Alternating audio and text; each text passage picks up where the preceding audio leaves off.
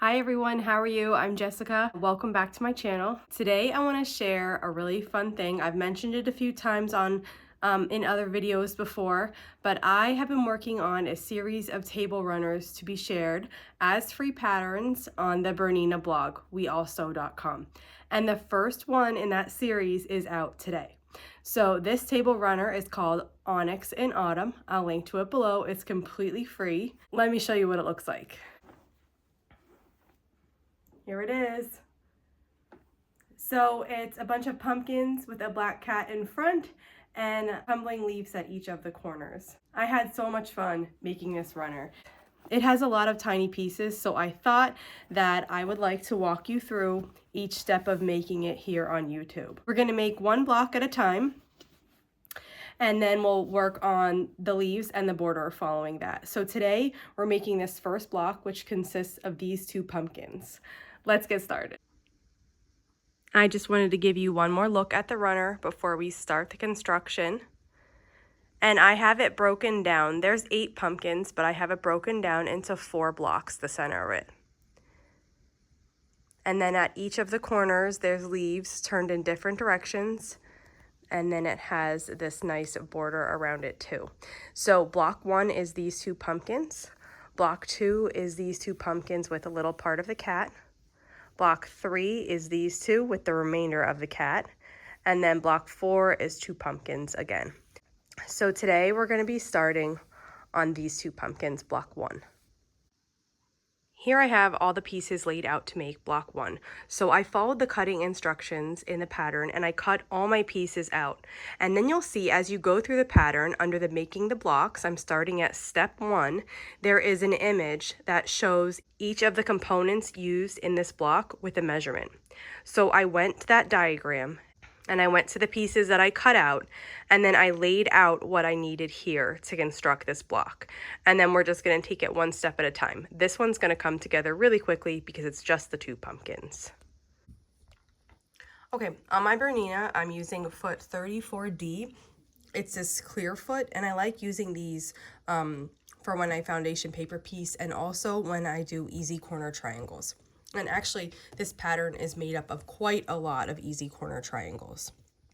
So we're going to start by doing those. So I take one of the squares for the first pumpkin in block 1, and I line it up on the corner. Then I'm going to drop my needle into the point.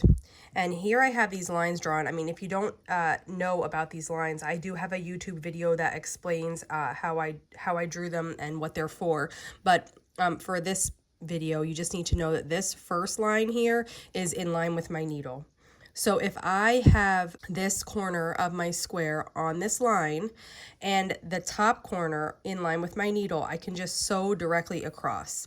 The other way to do this, if you don't have this, or if you're not sure you're going to sew straight, you can take a ruler and you can put it from corner to corner and you can draw a pencil line here. And then when you put it down, you can sew on your pencil line. If you're going to do that, I'd recommend a mechanical pencil.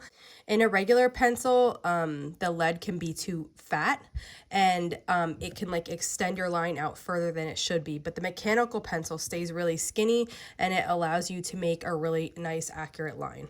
I like to do it this way because then I don't have to draw lines on them. I can just put the back corner in line with my line and put the front corner in line with my needle, and I know that I will sew a straight line. So you can see here I sewed from corner to corner, and then what you do is you trim off. Now I just eyeball this with scissors. This doesn't have to be exact because this part of the block doesn't interact with anything else, but if you want to be exact, you can use a ruler and a rotary cutter to leave just 1/4 of an inch seam. And then when you fold that corner back, you'll see it's forming the shape of our pumpkin. And for the pumpkin 1 in block 1, it's got the same size squares at every corner. So we're going to do this all the way around the pumpkin.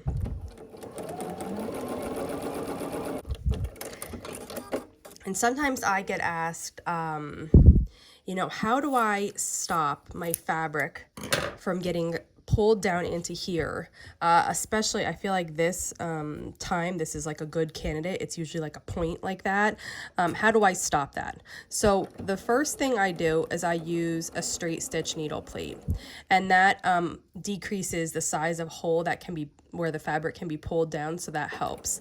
The other thing is at the beginning, I go really slow until I'm sure that that point is beyond the part where it could get taken down. So if you'll just watch that again. So this first part, I have it lined up, but I'm going slow here until my corner is past that hole where the needle goes up and down, and then I can go faster. And just starting out slow and using this straight stitch needle plate, that completely eliminates it. I pretty much, I mean, maybe once I've had it happen on this machine since I've had it. I've almost had this one for a year. Okay, so we did all of the easy corner triangles on our first pumpkin. The other part of the first pumpkin in this block that has an easy corner triangle is a small square on the stem. And I have it put into the right corner. This is where it's gonna go. And this is even smaller. When I'm working with small pieces, I sometimes decrease my stitch length. So here I'm like a 1.95 or a 2. Okay, so for this first pumpkin, these are the parts that need the easy corner triangles.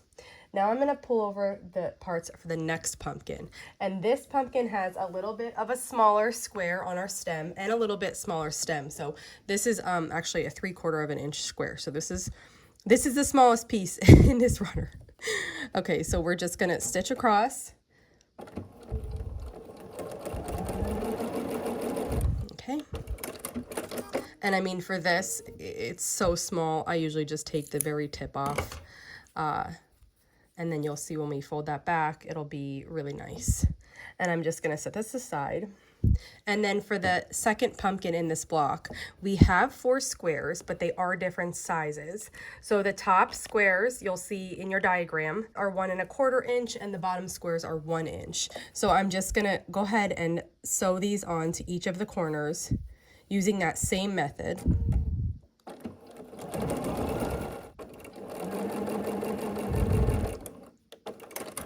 Okay, I have all 4 of them sewn on, and I can just trim that excess away now.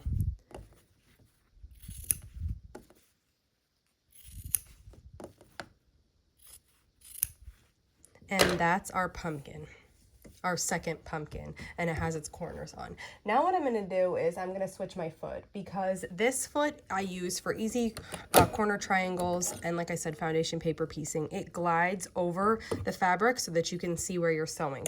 For the rest of the block, I want to use my 1/4 inch foot, which is foot 57D, and it's got this really nice metal bar here that's going to keep your seam at 1/4 of an inch. So I want to change to that, because for the rest of this block, we need 1/4 inch seams. And then I'm just going to bring my pieces back over. So for the first pumpkin of this block, it's a tall one. It just has the stem piece and then the pumpkin. So we're going to work on sewing these together. Now, if you wanted to press with an iron, you absolutely could. At any step, you could press with an iron. I'm not going to. I'm just going to finger press. And we're just going to sew the stem in between the 2 white pieces to make the top of the pumpkin. So there's one. And then let's put the other one on.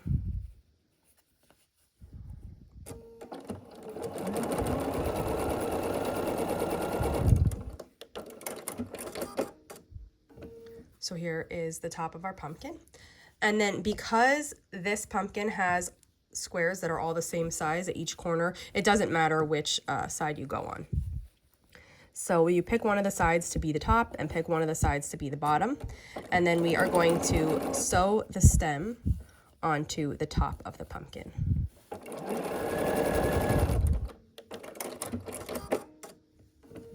And that was pretty quick. So there's our first pumpkin. That's what it looks like at the top. And then the bottom, it's not pressed open, but it'll look like that. Now let's assemble the second pumpkin in this block. So the second pumpkin is a little bit shorter. So in addition to the stem piece, it also has a rectangle like this. So first let's sew the stem together. And then we're going to put the stem in between this piece and the pumpkin. So I'm just going to finger press that little bit open. And we're going to sew the white pieces on either side of the stem.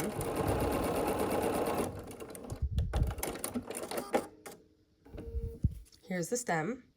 And then we're going to sew the stem to the pumpkin. Now for the second pumpkin, the 1 1/4 squares were at the top and the 1-inch squares were at the bottom. So just make sure that you're putting your stem across the top where it has the 1 1/4 inch squares, and that the 1-inch squares that we used are at the bottom.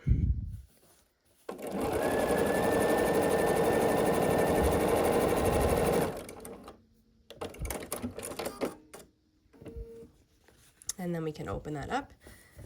And we're almost finished. We just need to add this to the top. So let's do that.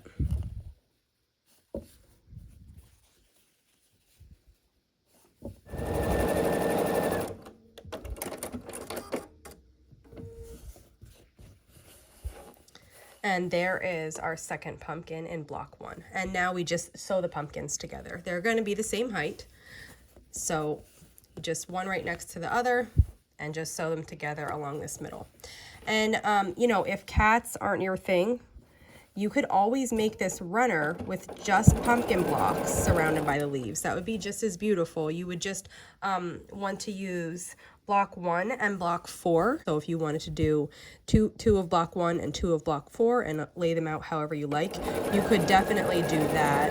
And then it would just be a table runner full of pumpkins, which would be beautiful.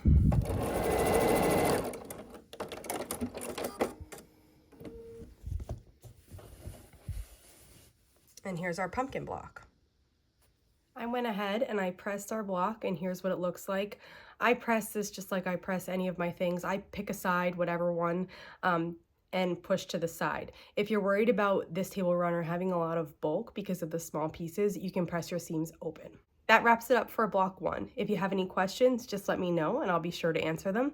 And if not, I'll see you back here for block 2 really soon. Thanks for following along.